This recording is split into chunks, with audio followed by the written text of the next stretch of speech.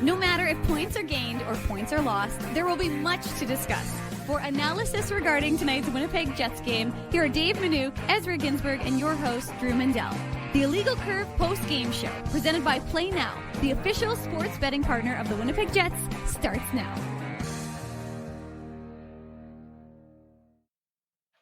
Well, the Jets didn't make it easy, but they win for the 55th time this year. That's a big number. And the Winnipeg Jets clinch the Central Division and the Western Conference and move closer to clinching the President's Trophy. Good evening, Winnipeg. Good evening, Manitoba. And for everybody listening on YouTube and our social media platforms, welcome to the Illegal Curve postgame show. I'm Ezra Ginsburg with Connor Harabchek, Drew Mandel, and Dave Manouk are attending their Passover Seders. So we wish a happy Passover to all those who celebrate. But Connor, let's get right into it here. What a game. It definitely started off pretty poorly for the Winnipeg Jets, giving up a couple goals to the Chicago Blackhawks, but they come back, they tie it up, they go ahead. The Blackhawks tie it up, then they go ahead. Then Josh Morrissey scores, ties it up again. And then we have a very exciting overtime. And then the Jets win it in a shootout. But really, all that matters is the Jets have clinched the Central Division and they clinch the Western Conference for the first time ever in Jets 1.0 or 2.0 history. Yeah, what a game. And like you said, that's all that really mattered, right? They got the game to overtime and they win the Central Division. And the Winnipeg Jets have their first ever Central Division title. But yeah, this game, unbelievable, just like a roller coaster from start to finish. You mentioned the first period, how weird that was, Chicago getting out to a 2-0 lead. And then as soon as, the Jets kind of scored 3 straight, went up 3-2, you thought that would be, the Jets would just shut it down from that point forward. Connor Hellebuck, how many times have we just seen him shut down games? Chicago then gets the next 2. Josh Morrissey scores late. This game had it all. And I'm excited to be here and break it all down. Absolutely. And, the Jets were obviously down a couple goals, as we've already mentioned. And, Connor Hellebuck, even though he allows 4 goals and it wasn't his best night, no pun intended, with Spencer Knight in net for the Hawks, but he made several big saves early in the in the second period. Ilya Mikheyev had that scoring chance about a minute in. And then a couple minutes later, Frank Nazar and Hellebuck came up with a huge save. Yeah. And obviously that allowed the Jets to get back into the game. Nino Niederreiter obviously opened up the scoring for the Jets. We'll get into that in the Play Now game recap. But yeah, it was kind of a game where you're looking at this. We obviously knew the Blackhawks are one of the worst teams in the league, but you're thinking to yourself, like, what should we expect in this game? The Jets obviously need a point, so they're going to ice their top lineup, but you really weren't sure what to expect coming off of one of the biggest games of the year, if not the biggest games of the year, that huge win over the Dallas Stars. Mm-hmm. And give Chicago credit. They came to play tonight. We should mention, Pat Maroon, Alex Martinez playing in their final games in the NHL, 6 Stanley Cups between those two guys. By the way, just awesome to see Patrick Maroon out there on the power play in the third period, taking an old school slapper. Like, Patrick Maroon obviously has never been one of the faster guys in the NHL, and he definitely is one of the slower guys in the NHL now. And, just great to see him out there, an excellent career. And look, Chicago has a lot of good young players on their team, but I mean, this is a team that's a few years away from being a few years away, right, Connor? Yeah. But yeah, give the Jets credit for sticking with it. And Josh Morrissey, I thought he was having a good game before he scored the 2 goals, and we shouldn't be surprised because he's done this so many times over the years. But he was obviously a beast out there tonight, out there in overtime. He deserves a lot of credit for his play, putting the team on his back as he has done so many times before. And obviously got to give a shout out to Cole Perfetti. Scores a shootout winner in his first ever shootout attempt. And we shouldn't be surprised. He's called Cole Perfetti for a reason, right, Connor? Well, that was his first shootout attempt. Like, I think it's downhill from here. That was nasty. That was unbelievable, that shootout goal from Cole Perfetti. But yeah, I could not agree with you more on Josh Morrissey. This was one of those games where he was not going to let the Winnipeg Jets lose. He was all over the ice, making plays. He even ate a high stick to the chin that went uncalled in the third period. Not sure why that wasn't called, by the way. That was a high stick. It wasn't his stick. It was very clearly a high stick to Josh Morrissey's face. But yeah, and then the shift leading up to Morrissey's goal that tied it 4-4. I mean, the entire top line and top defense pair deserve a ton of credit. They were in the zone for like a minute and a half, just cycling around. Chicago could not. They had a chance to chip the puck out a few times, but they were able to keep it in. And then Josh Morrissey, the instincts to jump behind the Chicago defender who's pinching up at the blue line, and then the snipe as well. He's a superstar. We know this from Josh Morrissey, and this was one of those nights where you're reminded of it. And Connor, we haven't even mentioned the Nikolai Ehlers injury yet. We'll get into it, and the vibes are high. Let's keep it high. Yeah, and that's why I didn't mention it right off the top, because obviously it's a scary situation, right? He collides with the linesman in the second period. I believe the Jets were up 2-1 at that. Pardon me, the Jets were down 2-1 at that point, if I'm not mistaken. Right before the Jets tied it up, and it's a thing where we don't know yet what the extent of the injury is. All we do know is Ehlers left the game, never came back. Mike McIntyre is on the road. He's in Chicago at United Center. So I'll keep my eye on X and see if Mike McIntyre has any update. I don't know if we will have any update, to be honest with you, Connor. Like, I don't think the Jets are going to say anything either way, positive or negative, but kind of what was your overall kind of thoughts on that before we get into the play now game recap? What were your thoughts on that? Because I know a lot of people were making jokes and on social media, but to me, that was just a freak accident. It's a fluke play. And it sucks. There's a week until the playoffs. The playoffs start April 19th. So this is not what you want to see. But yeah, hopefully that this was, Nikolai Ehlers maybe being bruised and a little hurt in the moment. And then from that point forward, it was just precautionary that he didn't come back, because again, a week until the playoffs, if a guy needs to get helped off of the ice, he's done for the night. He's not coming back, even if they go to the room and Nikolai Ehlers is 100% fine, they're not going to send him back out there. Like it's precautionary. Just hold him out. I think that would be the best case scenario, is if Scott O'Neill comes up to the post-game press conference here and says, yeah, it looks like he's going to be all right. It was just kind of precautionary that we held him out, and we'll see going forward. But yeah, obviously hoping for the best case scenario there. We know how important Nikolai Ehlers is to this team. And with 1 week until the playoffs, you do not want to see him being helped off of the ice. That is for sure. No, they're already down a top six forward, a top three forward with Gabe Vilardi out of the lineup, and obviously we're hopeful that he's going to be able to play for game one of the first round. But you're absolutely right. Ehlers would be one of those players, one of the most impactful players on the Jets. Totally. And as you say, best case scenario is Scott O'Neill gives us some positive news and says that it's not looking too bad, and Ehlers is only going to be out a game, or maybe he's not even going to be out a game. Maybe he somehow manages to play against Edmonton at Winnipeg. But I think you'd agree, Connor. We had a comment up in the chat. I'm not sure if I posted it. I forget, but trying to host and post comments at the same time. It's not as easy as it looks, right? I know that you host Winnipeg Sports Talk Sunday Live. So I get what you're saying. That's why you have Liz and Jay. I'm not sure how many comments you guys post, but. We try and post a lot, but when I'm talking, it doesn't. It's the exact same thing. Yeah. I gotta focus, stick to the task, right? Yes, exactly. But so just to close off that thought about Ehlers, hopefully, we're going to see something from Mike McIntyre, who I mentioned is in Chicago. But regardless, it was a scary situation. You never want to see a player helped off the ice. He was helped off by Appleton and Lowry, of course. And then he didn't come back for the rest of the second period or the third period. But we're focused on the Winnipeg Jets winning the game tonight. They already had the West and the Central Division clinched via the point going into overtime. But it's always nice to get that bonus point in the shootout, as we mentioned, Cole Perfetti. And, right before we went live, we were talking about how both of us don't really like the shootout here. And I mentioned to you, even though I don't like the shootout, and Kyle Connor's goal wasn't the winning shootout goal, it was the tying shootout goal.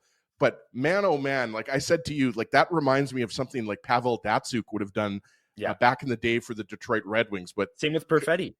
Absolutely. Perfetti's move was the same thing. I think at first you looked at it, you didn't really notice the genius of it. But obviously, Perfetti is a guy who has the ability one-on-one he has some sick mitts. So it was a nice way to end the game. And the Winnipeg Jets now, the only thing they need to do is clinch the President's Trophy. And I believe, if I'm not mistaken, if they win against Edmonton clean, then they'll get it, because they're up 5 points on Washington for the President's Trophy. Washington has 3 games left, and Winnipeg has 2 games left, of course. So if the Jets were able to get the clean 2 points, or 2 points period, they will get the President's Trophy, which again would be the first time in franchise history that the Jets would win the President's Trophy. So at the very least, they get home ice advantage for the first 3 rounds, Connor, which is obviously, what the goal in tonight's game was, to just come out with at least a point.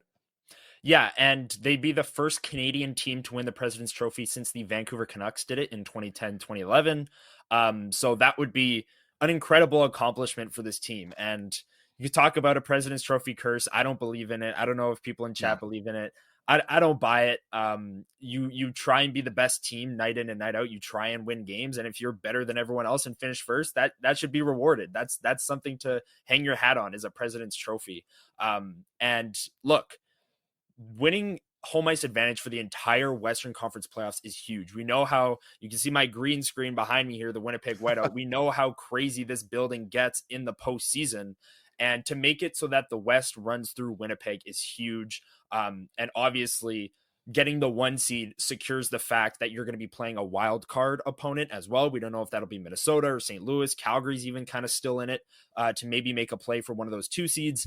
But yeah, this is winning their first ever Central Division title. What a special season from the Winnipeg Jets. This has been such a ride this year. It's been incredible. It really has. And I don't know, I'm not sure what happened to the Washington Capitals this afternoon. I didn't watch it. I just looked at the score. I didn't even look at the box score to see who got the goals for the Blue Jackets. But obviously the Caps weren't interested in playing this afternoon. They don't like afternoon games. I don't know what it is.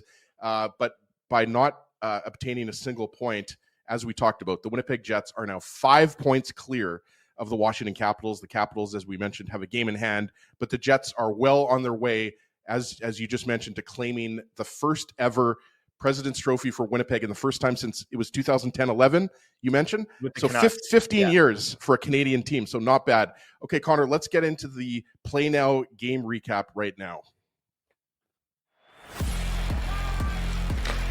The Play Now game recap.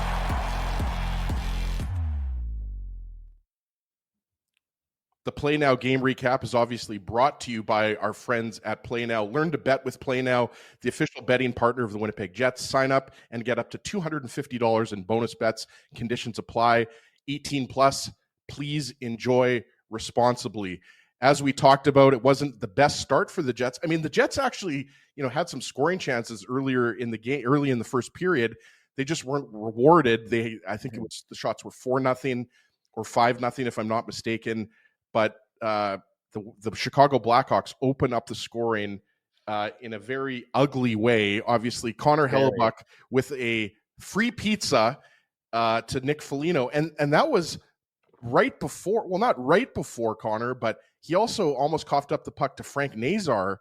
Nazar just couldn't get a hold of it and get a scoring opportunity. We should mention, obviously, that the Jets were on the power play at this time. It was, who was it? It was Joe Veleno, who was in the penalty box for tripping at this point. And the Winnipeg Jets were getting things set up in the offensive zone, trying to create some offense on the power play. The puck comes back, and it's Kyle Connor and it's Connor Hellebuck. And I want to get your take, but it almost seemed like, Connor Hellebuck should have just let Connor play the puck there. Like it seemed like, even though Kyle Connor might have had trouble with Nick Foligno there, by coming out as far as Hellebuck did, and by putting himself in, he put himself in an awkward situation where now he's kind of blocking Kyle Connor, and then obviously Nick Foligno puts it into the between the legs of Hellebuck as he's trying to get back into his own net. But just an ugly goal, and that was the first shot on net. I was texting you. I was like, "What the hell is going on here?" Chicago looks awful, and then all of a sudden they score on their first shot of the game. Just a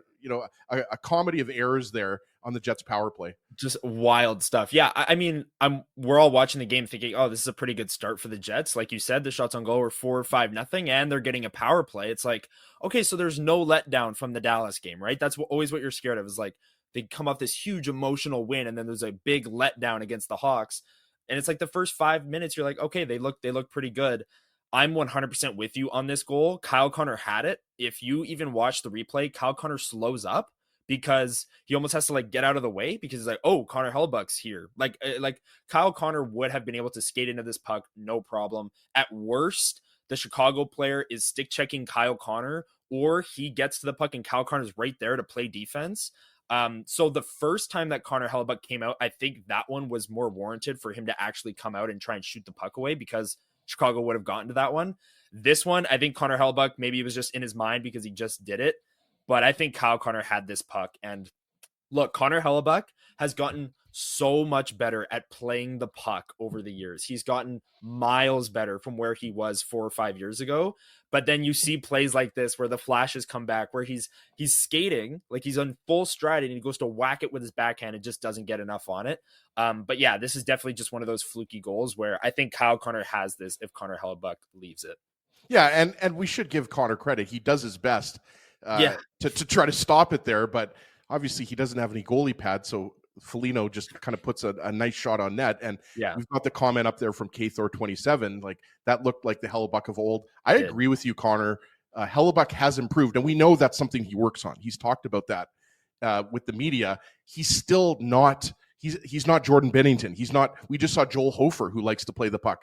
Like, we know that Hellebuck doesn't play the puck as well as other goaltenders across the league. But like you said, hopefully that's a teachable moment, right? Hopefully, next time there's a situation like that, maybe a 50-50 situation, maybe he just backs off a little bit and he lets Connor. I don't think that's a communication issue. I just think it was one of those plays where, Hellebuck knew that he had to come out to support Connor. He just made Kyle Connor. With you on the show, Connor, I have to make sure that people know which Connor I'm talking about here. But just an unfortunate goal to give up for the Jets, who obviously were on the power play and who had been the better team up until that point. They weren't dominant.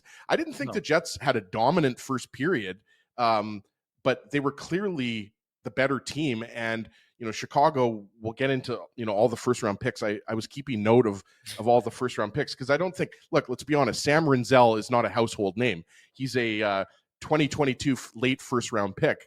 But, he was out there in overtime looking really impressive. Obviously, Connor Bedard, everybody knows that's a household name, even though, people forget he's only 19 years old. It's only his second year in the league, right? But, you had Frank Nazar out there, who we've already talked about, Artem Lashunov. We had Oliver Moore, who I thought looked really impressive. And Spencer Knight himself, he's a first-round pick, 13th overall by the Florida Panthers, right? So, you can see that the future is on display for the Chicago Blackhawks. As we talked about, they're not going to be a team that anybody's expecting to do anything, making the playoffs or anything like that. But let's get into the next goal, because obviously the Jets take a penalty there and the Chicago Blackhawks go on the power play. It is Jared Anderson-Dolan, who's been playing some really good hockey. There's a chance that when Gabe Vilardi comes back, obviously Jared Anderson-Dolan will be out of the lineup, but should mention, good on him, picked up an assist against the Dallas Stars. He's been really impressive in his 5 games with the Jets after being called up from the Moose. And obviously, Connor, before we get into Chicago's second goal, that's another storyline going into tomorrow's game against the Oilers, right? I think we're expecting there to be some possibly some Moose players in the lineup. If not against Edmonton, for sure against Anaheim. We'll wait and see. The only thing, just as an aside, sorry, I'm kind of going all over the place. But as you know, if you've ever seen us on IC, which I know you have, I am tending to go all over the place. So it's a beautiful mind, Connor. That's what it is. But what are your thoughts on tomorrow? Because the Jets still haven't clinched the President's Trophy. So, there is something on the line. So what do you see happening? I know Dave Minuk earlier today on the show said that he expects as many as 4 or 5 Moose guys to play at some point in these last 2 games. But what do you see happening tomorrow against Edmonton? I don't know. I think tomorrow is going to be a major rest game for some of the Jets star players. Obviously, Connor Hellebuck won't play because he played tonight. So you'll see Eric Comrie in the net. Yep. But new dad, Eric Comrie. New dad, Eric Comrie. Yep. Yes, congratulations to the Comrie family. I will say also, I think it was Mike McIntyre brought up an interesting point. Like, if they rest everyone for Sunday's game tomorrow and then they rest everyone Wednesday, that is a full week without playing for some of these players. Right. So how will they manage that? It's going to be really interesting to see how they do manage that, and whether or not tomorrow's maybe a rest game and then some of the players get back into the lineup Wednesday, or if they rest, each player is going to rest one of these games and they just have to decide which one. But it's going to be interesting because they only have one game after tomorrow between, they have like a full week and one game before the playoffs. So how they have to manage that rest is going to be interesting. I don't think that they're going to play everyone tomorrow because they need the President's Trophy. Like, I think they've gotten home ice through the West now. Now it's time to rest players. And the President's Trophy, obviously, like I said off the top, would be an incredible accomplishment, but they're not pushing for it, I don't think, by playing everyone in these last 2 games.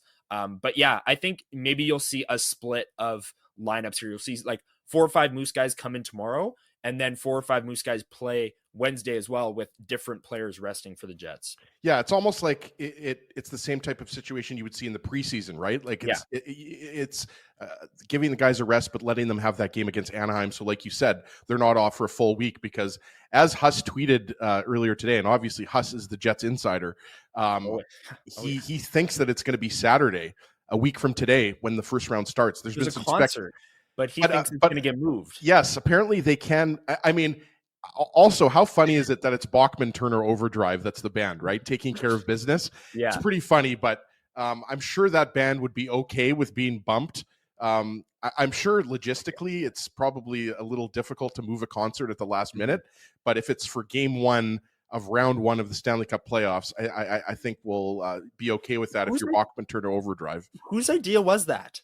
We've known that the playoffs are April 19th for a long time. Yeah. Yeah, it's true. It's true. Yeah. Like, why couldn't they book that concert a week earlier or something, right? Like, I don't think this building will be used on this day. Like, what? Yeah, no, it's a good point. I thought of that as well. I was thinking, like, why was there, like, there shouldn't have been any concerts booked basically like after like April 15th or something like that, right? But we'll see what happens. We know that the playoffs are, if they don't start Saturday, there's a good chance the Jets will play on the Sunday, right? Yeah. So let's get back to the second goal, though. We talked about it. Obviously, it's a power play goal by Connor Bedard. The Hawks had some pressure. We mentioned it was Anderson Dolan in net.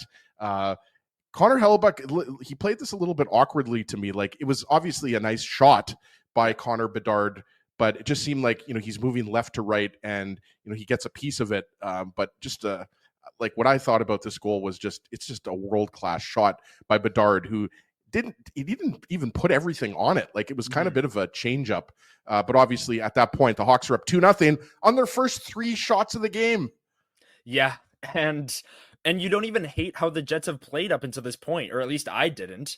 But yeah, obviously the penalty, Chicago's power play, they have a very clear plan when they are on their power play, and it's get Connor Bedard the puck. The power plays that they had all night, they were force feeding him at the left circle. And on this one, there was a bit of a breakdown.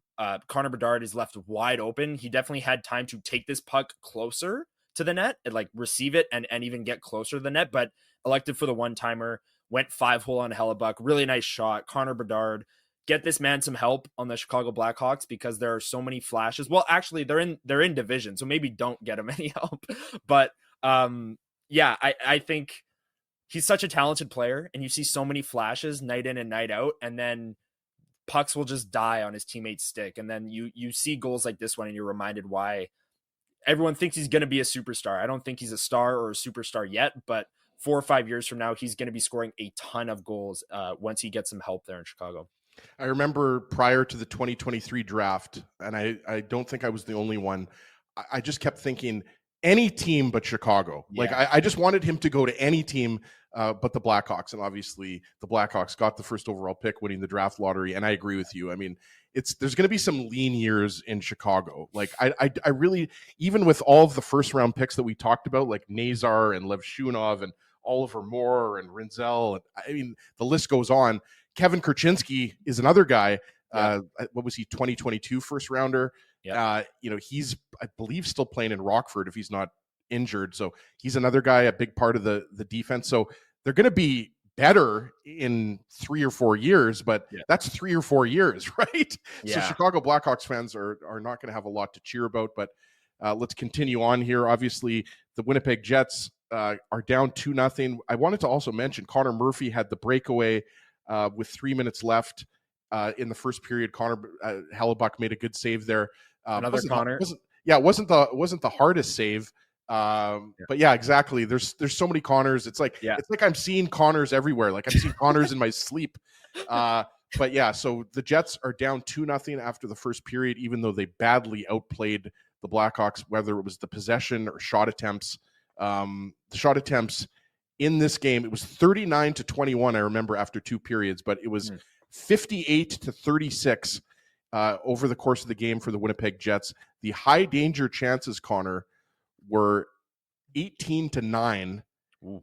The Chicago Blackhawks were not credited with a high danger chance in the first period. So they're up 2-0 after the first period without being credited for a high danger chance. I'm not really sure how that's possible, but that was at even strength. So the power play obviously is a different story. I should mention that was even strength. So, but no, now I'm looking at natural stat trick, and they didn't even give them one on the power play. So I'm not sure, but they were up 2-0 nonetheless.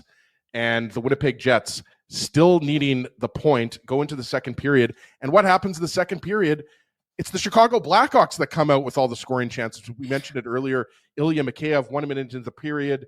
Frank Nazar has that brilliant scoring chance. Connor Hellebuck makes the pad save. And then there's a 2-on-0 with Tyler Bertuzzi and Frank Nazar, and Hellebuck comes up with another big save. So the Winnipeg Jets are up 2-0. And then what happens? The Winnipeg Jets power play comes through. They didn't score early in the power play, but it was Connor Murphy holding the stick on Mason Appleton. Not a penalty you see very often, but the first power play unit is out there, and they had some decent zone time. I believe Mark Scheifele had a scoring chance. I don't know if I wrote it down in the bumper position, but it's Nino Niederreiter. Connor, what did you see on that goal? Because obviously Niederreiter, it was late, as I mentioned, in the power play. He just had a lot of time and space, and it's almost like he said, okay, you're going to give me time and space. I'm going to cock this, and I'm going to get our team on the board here. Yeah, this was a really nice goal. And how good was Nino Niederreiter tonight? Like, I Great. thought he was one of the Jets' best players throughout the game, Yep. Truly. And this first goal, and look, Nino Niederreiter's a streaky scorer. He has been his entire career. We've seen it in Winnipeg. He's now got 2 goals in his last 2 games here. He scored the nice deflection goal against Dallas there. And this one was so nice. And credit to Morgan Barron for the screen on this one as well. Spencer Knight and Connor Hellebuck, it was a goaltending duel in the second period. Like, they were making big save after big save. You needed to have a goal. Like, the next goal that was going to be scored was going to be one where the goalie couldn't see it. And Morgan Barron is like 6'4", 240 pounds, standing right in front of Spencer Knight, taking away his vision. And Nino's got a heck of a shot. We know his office is around the net, and he scores a ton of greasy goals on that third line. But every now and then he'll surprise you with his release and his shot. And this was one of those. And it's a reason why he's had so many 20-goal seasons in his career, right? Because he can score in the greasy area, and that's where the bulk of his goals come from. But he can also score a few in the season from far away as well. So credit to Morgan Barron for the screen there, and Nino Niederreiter, heck of a shot, kind of playing it as well, where he's a lefty. Morgan Barron is standing in line with Spencer Knight, and he goes across a glove side, and Spencer Knight can't see it. And the Jets are finally on the board. The goaltenders were incredible up until this point. It was nuts. Yeah, and one more thing too, just watching the replay here, I forget if it was Frank Nazar or it was Joe Veleno, because Joe Veleno's 90 and Nazar's 91, wearing Sergei Fedorov's old number, among other players. And he just made that subtle move on Veleno to kind of give himself a little bit more of a clear path to the net for the shot. And you're absolutely right, Connor, about Niederreiter being streaky. We know he went, 12 games, 15 games without a goal, and then he's got 2 goals in his last 2 games. And these are nice goals, like you say. I mean, for all the, these big players that are on the third or fourth lines, I mean, yes, they're driving the net, they're going to the net, but they're scoring nice goals. Like, these are not just go to the net, bang in a rebound. Niederreiter's tip in the last game, I mean, that's a high-skilled tip late in the first period that got the Jets on the. Actually, that's 2 games in a row Niederreiter's got the first goal. So those are important goals, because as we talked about, not only were the Jets down 2 goals after the first period, Chicago had some quality chances early in the second period, and Hellebuck made some big saves. So I think you're right, and good on you for pointing out the good screen by Morgan Barron, who obviously in the third period had a really good scoring chance. And you love to see it, right? Because not only are the Jets getting these wins, but there's really nothing up and down the Jets lineup, I think, that you're concerned about, right? Like, it's not like you're saying, the second line is struggling to produce offense, or the third line is struggling to produce offense, or the fourth line. Jared Anderson-Dolan, like, I made this point on this morning's Saturday IC show, that even with Gabe Vilardi coming back in the lineup, like, you could make an argument that he should be on that fourth line. It's a numbers game. And a guy like Rasmus Kupari, who I think you'd agree has had a good season for the Jets, he's the odd man out. So Jared Anderson-Dolan, it's a good chance that, he's not going to be in the lineup for game one of the playoffs, but we'll see, right? Look, Nikolai Ehlers could be injured, and I'm keeping an eye, nothing yet from Mike McIntyre on X, but I'm keeping an eye on his X feed because obviously McIntyre, a good friend of the show, he is in Chicago at the United Center, and we'll wait and see what he says. Oh, so actually there was something that just came out a few minutes ago. This is verbatim from Mike McIntyre. Scott Arniel speaking with me here in Chicago. Didn't sound overly concerned about Nick Ehlers. Said it was a re-aggravation of the injury he just returned from. They'll see how he feels tomorrow and no more. So that kind of goes to what you said, Connor, about that.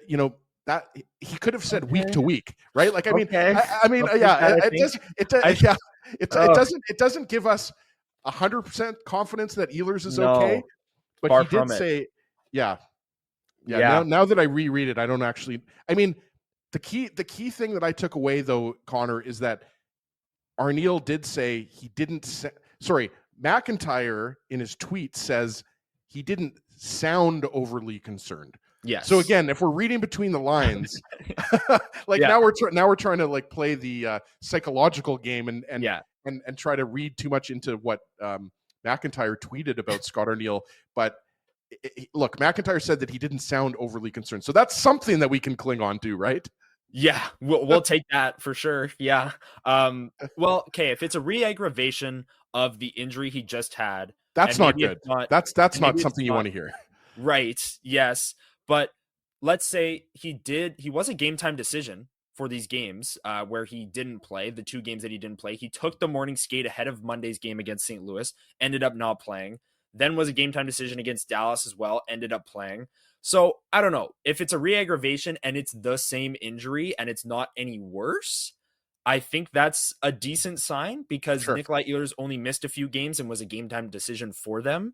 But yeah, I think obviously stay tuned throughout next week. Nikolai Ehlers definitely won't play tomorrow. If Scott Arniel is saying we'll know more, doesn't tomorrow, sound like it. No, we're not going to put him back in. But maybe he'll be an option for Wednesday or maybe even not. Maybe they'll just hold him out to round 1 of the playoffs. Why even risk it? Right? Sure. I don't know. Yeah. But yeah, no, I think you make a good point there. And obviously stay tuned to Winnipeg Sports Talk. You guys are going to be live tomorrow with Liz and Jacob, and stay tuned to legalcurve.com, and we'll keep everybody updated in terms of Nikolai Ehlers' health. It's scary, right? Like when you see him go down, and the thing that is always scary to me is when he needs to be helped off the ice. He wasn't able to skate, but again, we don't know. So it's a big mystery here. We'll hopefully find out more tomorrow. We'll find out very soon if he's going to play. But to your point, I mean, if it's a re-aggravation of an injury and he's still not at 100% or something along those lines, then just keep him out for the next 2 games, get him healthy for the playoffs. That's the most important thing. The Winnipeg Jets obviously really need Nikolai Ehlers to be healthy for the first round of the playoffs, especially with the uncertainty surrounding Gabe Vilardi. I kind of was joking about it with Drew and Dave, and I kind of get the 50-50 feeling with Gabe Vilardi, right? Like it's kind of up in the air as well right now in terms of whether he's going to be back for game 1 of the first round of the playoffs. But let's get back to the Play Now game recap. So the Jets are now down 1 goal in the second period. And who is the guy that comes through and ties the game up for the Jets? Well, it's Kyle Connor, of course, with his 41st and 95th point of the season. I was saying today on Legal Curve, the Saturday show, I was saying, Connor, boy, it would be nice if he could get up to 100 points. There's a good chance he's rested in one of these last 2 games, but still 95 points, a career high. He's having an excellent season. And this shot, again, is world-class, off the post. But we got to mention Alex Iafallo. I forget whose clearing attempt it was. It might have been Ilya Mikheyev, if I'm not mistaken. But the Chicago Blackhawks tried to do the flip out of their own zone, and Alex Iafallo is trying to imitate a volleyball player here because he does his best jumping up at the net impression, takes the puck down, gloves the puck down, gets it over to Kyle Connor, who has some time and space. And it looked like Sam Rinzel's stick might have gotten a little piece of it, I'm not sure. It was hard to tell on the replay, but obviously it goes off the post, beats Spencer Knight, and the Winnipeg Jets are tied up 2-2. And let's be honest, they should have been tied up 2-2 because they had all the momentum. They were generating all the offense at that point in the game. Yeah, for sure. And Kyle Connor, what a game he had on Thursday night against Dallas. I want to just shout that out because that third period from him was special. And then this one, you can't give Kyle Connor this much time and space. He's going to score. Like this is what he does. He's made a career out of it. He scored 41 goals this year. And yeah, shout out to Alex Iafallo. You talk there about Gabriel Velarde and the uncertainty there with the playoffs and whether or not he'll be back for game one or maybe the middle of the first round or maybe even into the second round, whatever the case may be.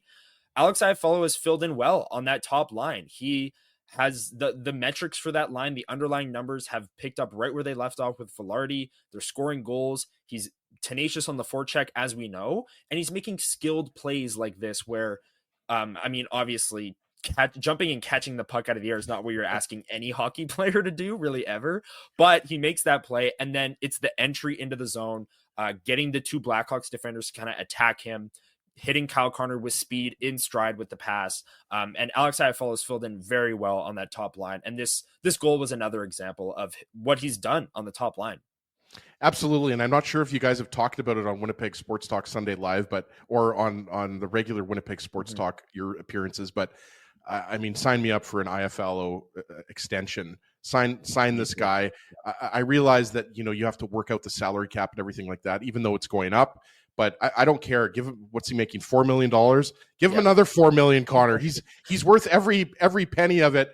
Making nice plays, and like you said, even though they obviously don't have as much of an offensive punch with Iafallo, with Velarde out of the lineup, I think he's filled in admirably. And if Velarde isn't ready to go for the first round, I think there's no reason to think Iafallo won't be on that top line. Yeah. I think the only question is maybe if Cole Perfetti would jump up to that top line, but I think that would only happen if the Scheifele line was struggling to generate offense, like you said. And going back to your point about Kyle Connor, before we get into the 3-2 goal here, the biggest difference for me has obviously been his defensive play, but also on the penalty kill.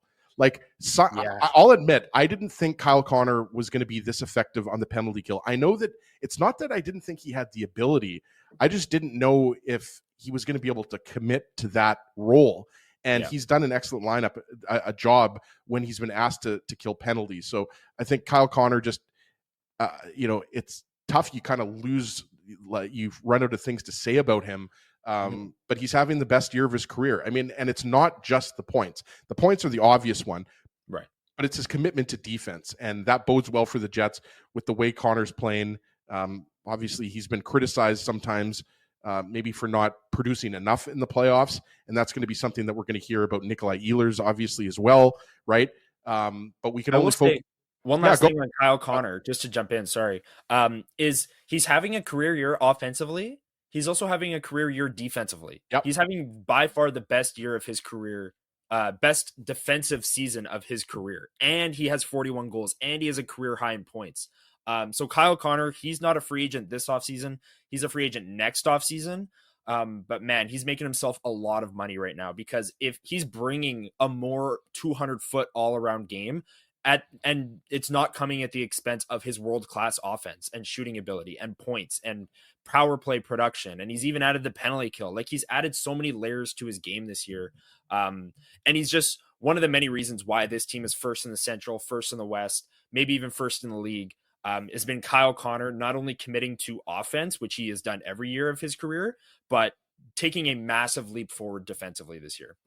And also, he was tremendous in the gold medal game for the U.S. Oh, wait. Sorry, I have to bring that up. I'm never going to not bring that up, how ridiculous that is that Kyle Connor didn't play in that game. Well, how could you play Kyle Connor over a clearly injured Matthew Tkachuk? Like, you just, any chance you have to play an injured Matthew Tkachuk, you just have to do it. Exactly. Also, any chance you have to play Chris Kreider in the year 2025, you just have to do it. So yeah, I mean, what a great decision by the U.S. to scratch a first team All NHL left winger Kyle Connor. Great I decision. love it. Thank you. I love We it. appreciate Obviously, it. the sarcasm was oozing from Connor there. Yeah, I just wanted to get you unreal. going because I still just can't believe that. It's one of those things like you'd think, it's been a couple of months, you're going to forget about it, but I still can't believe that Kyle Connor wasn't playing in that game. The U.S. maybe doesn't win that game, but he at the very least should be in the game, right? So let's continue on here, though. The Winnipeg Jets and the Chicago Blackhawks are tied up after 2 periods, even though the Jets controlled the possession and the shot attempts. We talked about it. The shot attempts were 39-21, and the high danger chances after 2 periods at even strength were 10-5 for the Winnipeg Jets. And then what happens early in the third period? It's the man who has done it so many times for the Winnipeg Jets. It's Josh Morrissey with the point shot. There's some nice traffic in front. And I think, are we going to give this the Seagram shot of the game? What do you think, Connor? Let's do a live Seagram shot of the game conversation. Should we give it to that one, or should we give it to Josh Morrissey's goal that tied it up at 4-4? I would give it to the tying goal. I thought, okay, this one was a harder shot because this one was a slap shot blasted by him. But the point of the time of the game it came at, the shot, glove side, I'd give it to the tying goal. I don't know. I'd let you overrule it. This is your show, but I'd give it to the tying goal. You're on mute. Hold on. Thank you. There we go. Sorry, it takes a little time for my sausage fingers to get over there, but I unmuted myself just in time. But no, Connor, that's why I deferred to you. Look, a legal curve without Drew, without Mendel here, it's a cheerocracy. So I go to you and I defer to you. I was close to giving it to Josh Morrissey's first goal, but we'll wait and we'll give it to the second goal. But obviously, just quickly breaking down this goal, because it's not a beautiful goal. It's a shot with traffic in front. But Morrissey's so good at doing that. He's just so good at putting the puck on net when he sees that traffic. And again, this isn't the hardest shot. Like similar to Connor Bedard's power play goal in the first period. This is like, it's not everything on Morrissey here, but he just does it. Puts the puck exactly on net with Perfetti in front and Nemesnikov in front of the net there. And also we should mention, nice work by Vlad Nemesnikov to dig up the puck and get it to Morrissey. It looked like there could have been a tip there, but another look. Josh Morrissey gets his 60th point on the season. Another 60 point, an easy 60-point season for Morrissey again. Yeah, and this is a huge goal at the time, and I really like the puck support. You brought up Vlad Nemesnikov there. Cole Perfetti, Vlad Nemesnikov, they're fighting away in the corner for this puck, and Nemesikov's right there supporting the puck, digs it out of the corner, gets it to Josh Morrissey, and this either hits a stick or Spencer Knight's glove or something. I originally thought Niederreiter got it. Me too. Yeah. I thought someone tipped it in front, and then Morrissey went first and in the goal celebration, going down the bench, fist bumping everyone. I thought this was deflected, but then the replay, you could see either it was deflected by a stick or Spencer Knight's glove, one of the two. But still, Josh Morrissey doing what he does, getting shots through. He does a great job of getting shots through. Not all defensemen are good at that, and that is a true skill that he is very good at, and giving the Jets the lead at this time for sure. Yeah, and I made a note too here. I should mention, before that goal was scored, Nemesnikov had a good scoring chance. He was on a 2-on-1 with Niederreiter. So that goes to our point earlier, talking about what makes the Jets the most successful is when they have all 4 lines clicking. I mean, there's going to be some games where you have 1 or 2 lines that maybe aren't playing their best. But when Niederreiter was bumped up to that top line when Ehlers was out of the lineup, I mean, it was a seamless transition. And how many times have we said that this year? And that really, to me, is the secret to the success of the Jets, that they have 3rd and 4th line guys that can go up to the 1st and 2nd lines and obviously don't replace the player exactly like we talked about. Iafallo is not Velarde. Like, he isn't. And he doesn't have that offensive ceiling that Velarde has. But he is able to have an impact and he's able to contribute. Same thing with Niederreiter. Whether it's on the 3rd line or the 2nd line, Niederreiter can be a complementary player to skilled players like Nemesnikov and Perfetti. So just wanted to get that in there, that Nemesnikov had a good scoring chance before that. And then obviously after that, it's Dylan Samberg who takes a penalty. The Jets are able to kill that off.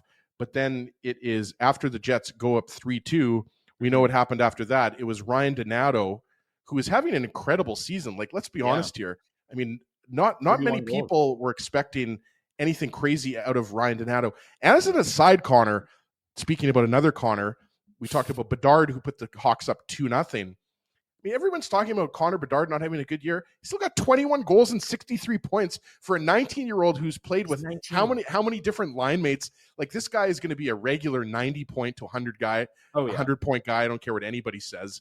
I mean, he's got that type of skill, especially once he gets some good players. But we do have to mention that on this goal, just what did you see? Because just to quickly break it down, Connor Bedard had the puck. He had the zone entry for the Blackhawks. He made a little kind of pass, a little bit of it wasn't a precise pass over to Ryan Donato. It goes off the boards, and Donato just plays it off of the boards as a one-timer. And obviously it looked like there was a little piece of the stick from Brandon Tanev there. Yeah. And Connor Hellebuck, you could tell, was frustrated because the puck ends up going off of the post. But I think he didn't like the fact that Brandon Tanev's stick deflected it there.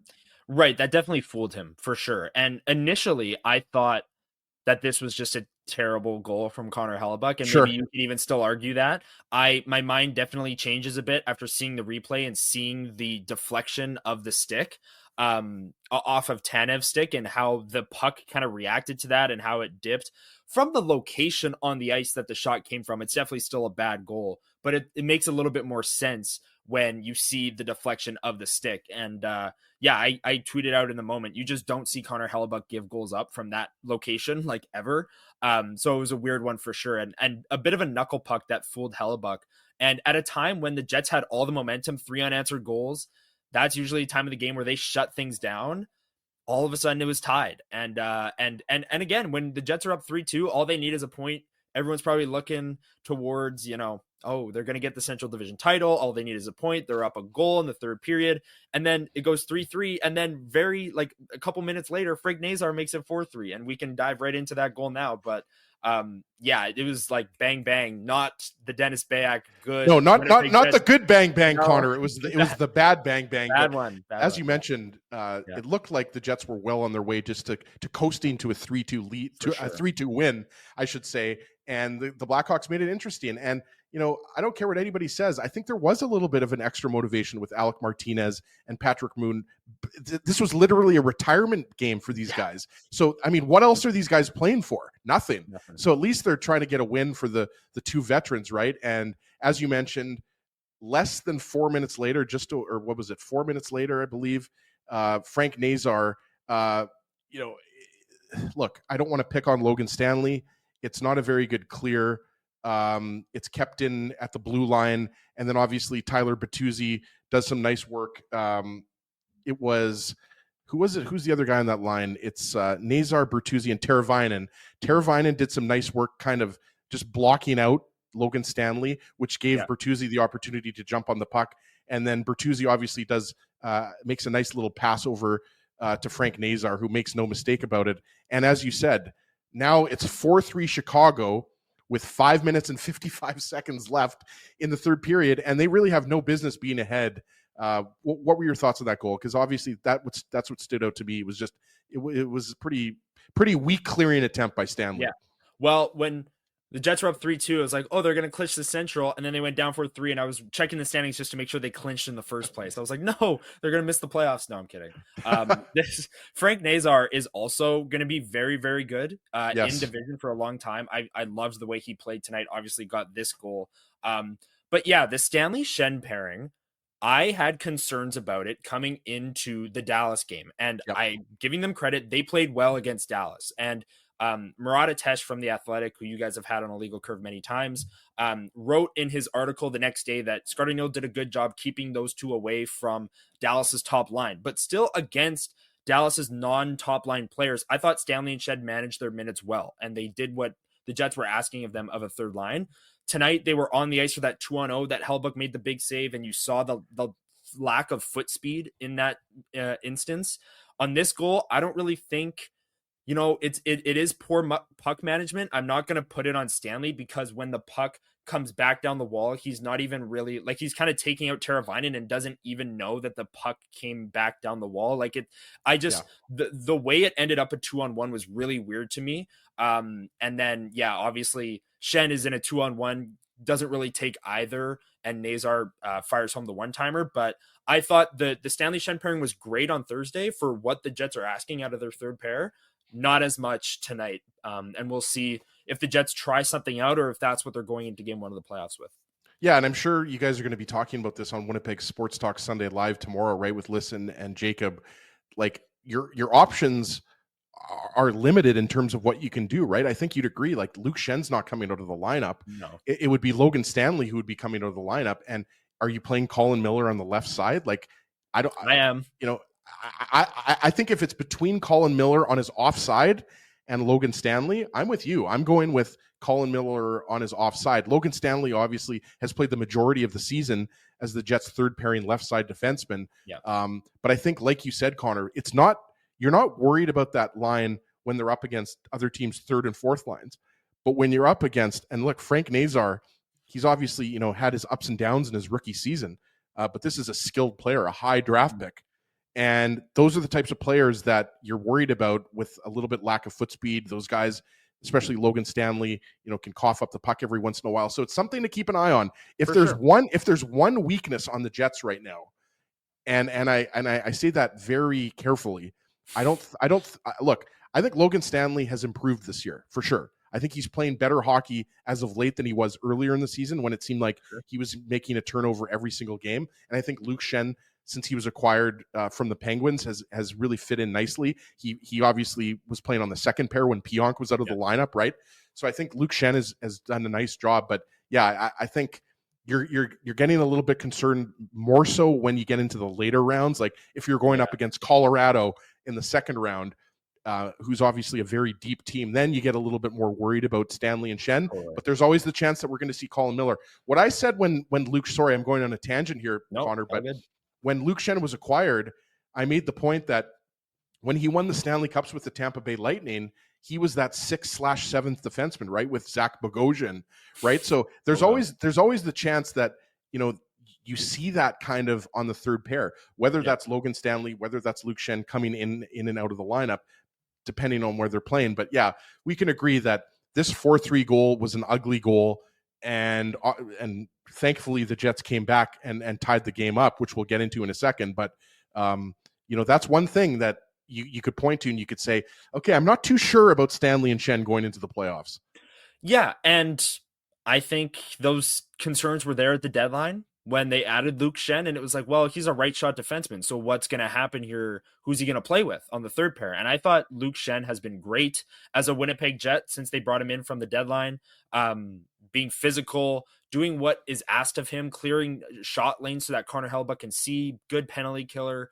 I'd like to see over these last two games here, Colin Miller playing on his offside with Luke Schenn. That is an option that the Jets can do in the last two games. At worst, you're resting Logan Stanley, who I guess the plan right now is to play him game one of the playoffs. But I'd like to see it just to see how much he struggles, because I agree with you. Like, looking ahead, if the Jets were to play the Avs in the second round, like Stanley and Schenn would get skated out of the rink. Like the Avs are one of the fastest teams in the NHL, and Scott O'Neill can do what he can to keep those guys away from Nathan McKinnon. But man, that scares me for sure. And Colin Miller, I thought even before getting taken out of the lineup, was really solid. He had goals in a few games.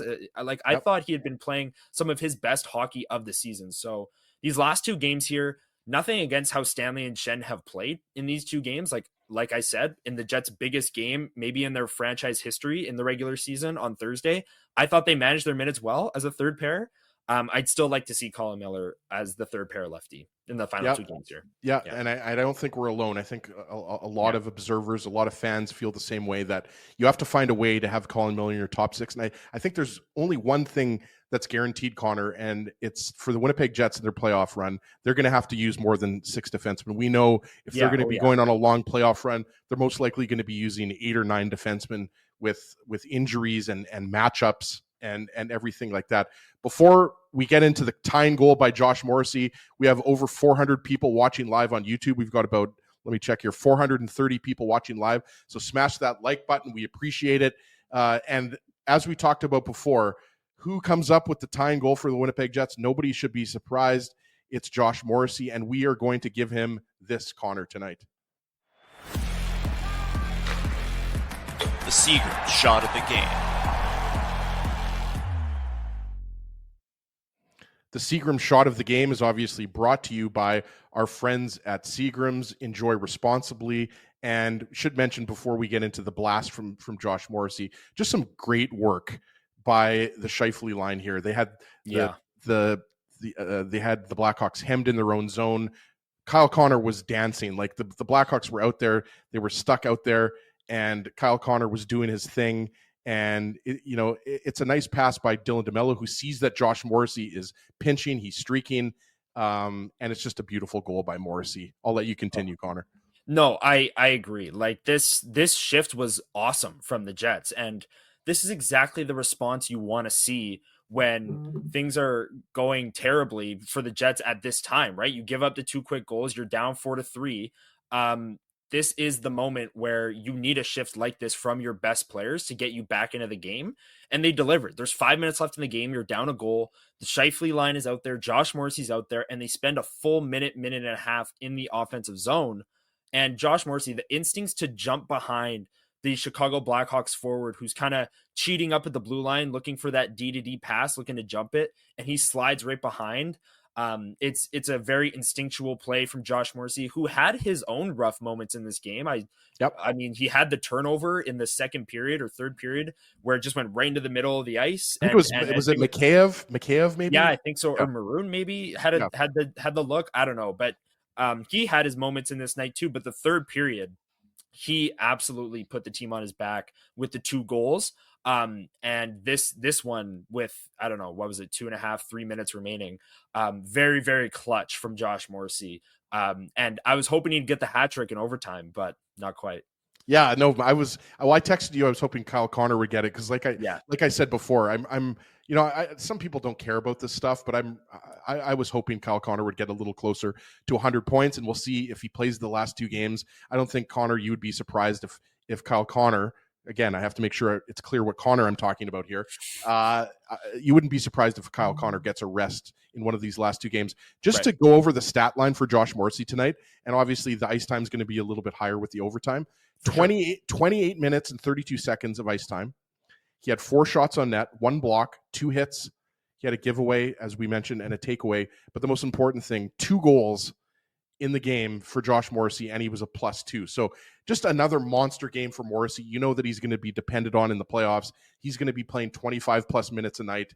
Let's get into the overtime. We should mention, before this game goes to overtime, Frank Nazar has a chance with... Was that in the overtime or no? That was in the third period. Was it? No, that was like late in the third, like 7. It was. Okay, for a second there, I had to check. I had to check myself there, Connor. No, Frank Nazar almost wins it because I texted you. I'm not sure if at one point I was like, I wonder if Connor's liking the amount of text I'm sending him. Because during Jets games, I send Drew and Dave a lot of text sometimes, and oftentimes they just don't respond, and then it ends up just Jacob all the time too. And fired up. This was a big game, not as big as the Dallas game, but they needed the point to clinch the division and the conference. So I appreciate you texting me back and playing along with me. But that overtime, I mean, I think you'd agree it was controlled by the Jets. The Hawks, like, they kind of just looked like a little bit sloppy, a little bit disjointed. Adam Lowry had a good scoring chance, but what I wanted to mention to you was, we've mentioned his name several times tonight on the Blackhawks. Ilya Mikheyev has a glorious opportunity late in the overtime, and Josh Morrissey, that's to me what stood out to me in that overtime was he blocks it with his skate, and he just, the thing is, like, number 44 just can do it all. That's all there is to it. Yeah, it was at the end of a long shift too. He was out there a minute and a half, 2 minutes. Slides across, blocks it with his skate. An incredible play by Morrissey. I want to give another shout out to Nino Niederreiter, who he hasn't played much in overtime this year. At least that's mentally, I don't remember him playing much overtime this year. And I thought had a few really strong chances in overtime, especially the one where he had, the chance to step across the crease, and Spencer Knight gets the right pad over, and Nino Niederreiter almost ended it. But yeah, a highly entertaining overtime. And I have to say it was almost like picture perfect, because the Jets clinched the division with the point for it going to overtime anyways. Right. So like that's out of the equation. It's like they got the division, and then the overtime was just fun and chaotic and chances galore. And it was fun. And then obviously we get into the shootout, and The two goals that's were So we're not going to dissect every shot in the shootout, obviously, but considering we're both two guys that don't love the shootout, but this was an exciting one. And watching this, and you're saying, okay, the point doesn't matter, but it still does matter in the sense that they're going for the President's Trophy. I still remind everyone about that. So it's funny, this time of year, you think, oh, it's just about clinching. The Jets clinched a playoff spot a long time ago. Now they've Central, and whether or not you think there's a curse or whether you think it's a big deal, the Jets are still trying to win that President's Trophy. I don't care what anybody says. I don't have that from anybody in the Jets organization, but I still think they want that banner. So obviously the point did matter in that sense. So Connor Bedard scores for Chicago, a nice little goal that really, I think, stymied Connor Hellebuck. Yeah. But then Kyle Connor comes back after Mark Scheifele doesn't score on his attempt.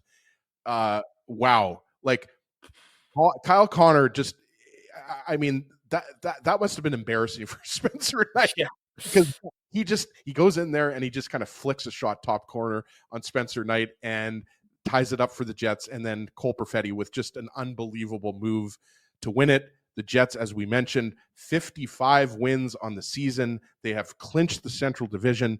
They are Western Conference champions for the 24-25 season. And all that's left to do, Connor, in the regular season is play the Edmonton Oilers tomorrow and then the Anaheim Ducks on Wednesday. And all that's left to do, as we talked about, is wrap up that President's Trophy for the first time in franchise history. And that would be so cool to raise that banner in Canada Life Center, right? What an accomplishment for these players and this organization. And Scott Arniel, his first season as a head coach, is coaching a President's Trophy winning team, or like close to clinching the President's Trophy winning team. So what a year it's been for the Jets. Just back to that shootout for a second. Kyle Connor seems like he makes it look easier every time he goes up in a shootout and scores. And look, how many players would attempt that little flick and a goalie would just blocker it away and just make it look easy, because it's like, what are you doing? But no, Kyle Connor has the deceptive shot ability to beat Spencer Knight in that situation. And then the Cole Perfetti goal, that is just absolutely filthy. Watching it in slow-mo, he dekes to the forehand and then pulls it back, and you can see Spencer Knight's pads are closed, and then Cole Perfetti, just as he goes to slide at 5-hole, Spencer Knight is stretching back out. So like Cole Perfetti was one step ahead of that entire interaction with Spencer Knight in his shootout attempt. And that was a beautiful thing. His first ever shootout attempt. I want that guy in the shootout every time. This is going forward. Yeah, you love to see it. You just don't see the Jets in shootouts very often, right? Never. Like, yeah. So that's what's weird about it. It's like, okay, after overtimes, it's like, what can we expect here? We don't even know. Like, it's like, I didn't realize that was Cole Perfetti's first ever shootout attempt. I didn't know if you did. Dave Minuk of Legal Curve, he mentioned that on X. Thank you, Dave, who's currently at his Passover Seder. So shout out to Dave, shout out to Drew. As we mentioned, if you're just joining us now, happy Passover. There's over 400 people watching live on YouTube. And just a reminder before we head to break, make sure you check out Winnipeg Sports Talk Sunday Live with Connor, with Liz Hood, and with Jacob Stoller. They're going to be live tomorrow at 9:00. And you guys have a special guest tomorrow as well, right? Well, okay, so this is what's happening. We are going to have Dmitry Filipovich on, but he's not going to be joining us live.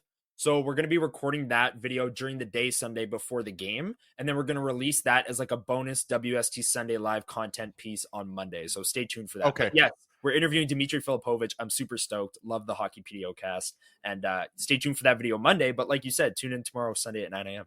Okay, right on. So we're going to head to break now. When we get back, we'll talk a little bit more about the game, obviously. We'll preview the game between the Jets and the Oilers tomorrow a little bit. We're already running well over an hour here, and Connor's a young man, and he has better things to do with his time. He has people to talk to and things to do. But we'll head to break, and we'll also touch on Nikolai Ehlers a little bit. Not a lot of a revealing comments from Scott Arniel to Mike McIntyre, but for those who just joined us, we'll maybe mention that again and then just quickly wrap it up here. So we'll head to break. Stay tuned. Lots more to come on the Illegal Curve postgame show. We want to thank you for not betting with Play Now and choosing our illegal gambling sites instead. Because we couldn't afford things like this without your money. So much of your money. Now you might have questions like, do our profits benefit your community? No. or bet with Play Now. Manitoba's local legal and secure gambling site. Dining, entertainment, parking, and convenience, all in one spot. City Place is located in the heart of downtown Winnipeg, attached to the Canada Life Centre. Whether you're working, living, or out for a night in the downtown, make City Place your go-to destination before or after the fun finds you. Lunchtime, game time, anytime, visit City Place at 333 St. Mary Avenue, next to Canada Life Centre. Holt Dental, the new official dentist of Illegal Curve, has a philosophy rooted in two unyielding principles: genuinely caring about patients and providing outstanding service. Being a patient of Holt Dental means more than just checkups and treatments. It's taking the time to listen and talk to each patient so they can achieve the best long-term health, functionality, and aesthetics for their teeth, mouth, and gums. Conveniently located at Grant Park Festival on Taylor Avenue, Holt Dental is dentistry of the highest quality in a comfortable and relaxed environment. For more information, visit holtdental.ca. Oh, and there's plenty of free parking at the front door, too. Celebrating its 40th year as Winnipeg's home for stand-up comedy, Rumors Restaurant and Comedy Club has recently been named Canada's top comedy club and a top 5 comedy club in North America. From birthday parties to date nights to fundraisers and everything in between, Rumors is your destination for the best and most affordable live entertainment Winnipeg has to offer.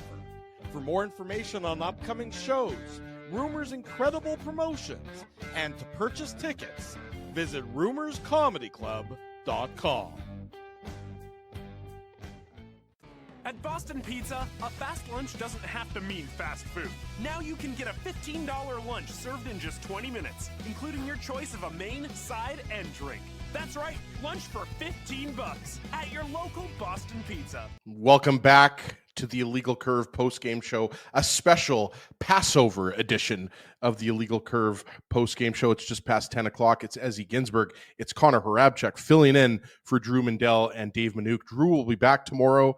Dave has a second Seder. For those who aren't familiar, some families do 2 Seders, some families do 1 Seder. Many families do 2 Seders. So Dave M will not be on the show tomorrow, but Drew Mandel will be back, of course. I guess I'll let him host again, Connor. I mean, I think I've done a pretty phenomenal job, so maybe I'll host again tomorrow, even with Drew back.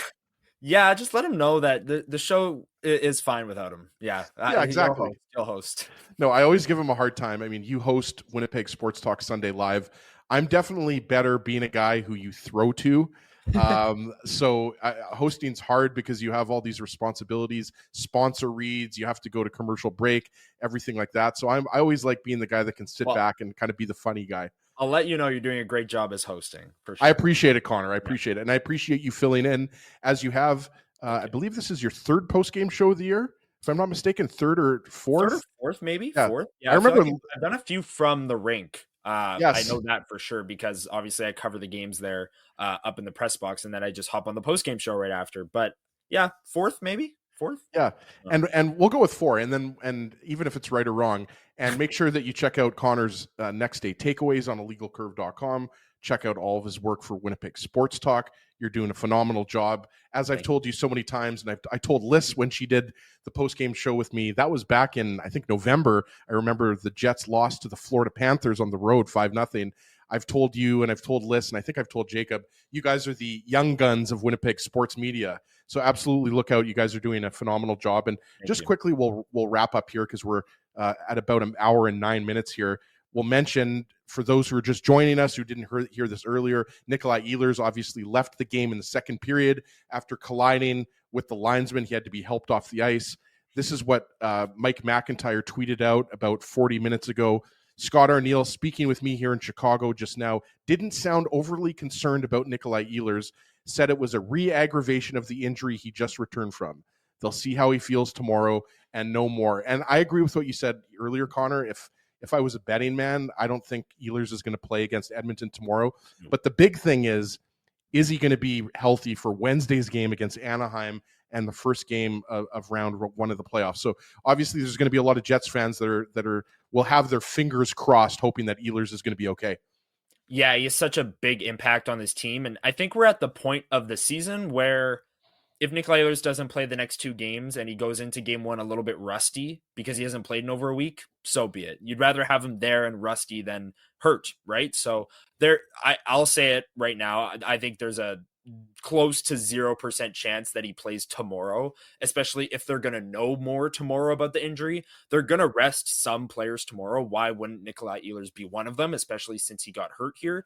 And you hope that it's not serious enough that in 7 days here when the playoffs start, 7 or 8, depending on if you think a concert is going to get moved, Nikolai Ehlers is hopefully in the lineup for the Winnipeg Jets and having a big impact on that second line.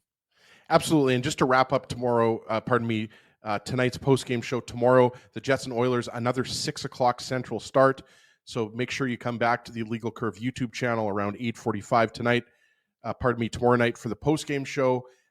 One thing I wanted to get your take on, Connor, before we wrap up. Matthias Ekholm, it was talked about by Elliot Friedman during Saturday headlines. I mean, also we should mention Zach Hyman left the Oilers last game. So there's for sure going to be no Matthias Ekholm in the lineup tomorrow night in Winnipeg. Maybe no Zach Hyman. I believe Connor McDavid and Leon Draisaitl are going to be playing. I think Draisaitl, I don't know. Draisaitl hasn't come back yet. So right. So there might be no Draisaitl, Hyman, or Ekholm, and it looks like there's a good chance Ekholm might miss some significant time here. Yeah, and I was watching the game Friday night against the Sharks that the Oilers were playing, and their list of injuries right now is crazy. Their deadline acquisition, Jake Wallman's out of the lineup. Ryan Nugent-Hopkins is out of the lineup. Leon Draisaitl's out. Matthias Ekholm got hurt. Zach Hyman got hurt, left the game. Evander Kane hasn't played all season long. Well, I guess you don't really throw him in that mix because he hasn't played all season. But Connor McDavid was hurt. He just came back. Feels like he's on his own. So it's going to be a really interesting game tomorrow to see who's in the lineup. We know Matthias Ekholm won't be because they think that injury was serious and it looked very fluky. I mean, it was like 2 minutes into the first period and he had to leave the game. 2 minutes of his time on ice. And yeah, I mean, the Oilers are bruised. If you're one of those people who thinks this is the year for LA, I think you have a very strong argument. I think LA gets it done this year simply because the Oilers are too hurt. Yeah. And yeah, it's the lineup tomorrow is going to be a lot different from what we usually see out of the Edmonton Oilers. It's going to be a lot of who's their AHL team, the Bakersfield Condors. Yeah, yes. I was going to say it's going to be Condors versus part Jets tomorrow. Yeah, Canada Life Center. It's going to be a hybrid game.